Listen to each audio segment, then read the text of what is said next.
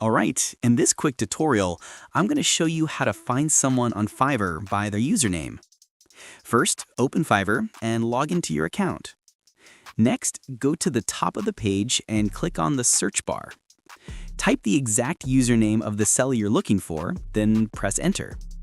If the username exists, their profile will appear in the search results. Click on their profile to open their gigs, reviews, and contact options. If nothing shows up, double-check the spelling or spacing. Fiverr usernames must match exactly.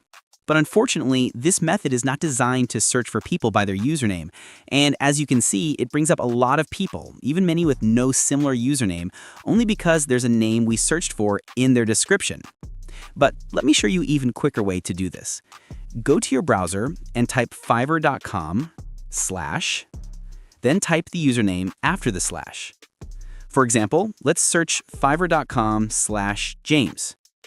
If the account exists, the profile will load instantly.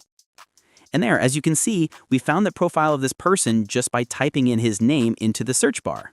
But just don't forget one thing. Write the username of the person you're looking for with no spelling error. And that's it. That's how you find anyone on Fiverr using their username. Thanks for watching.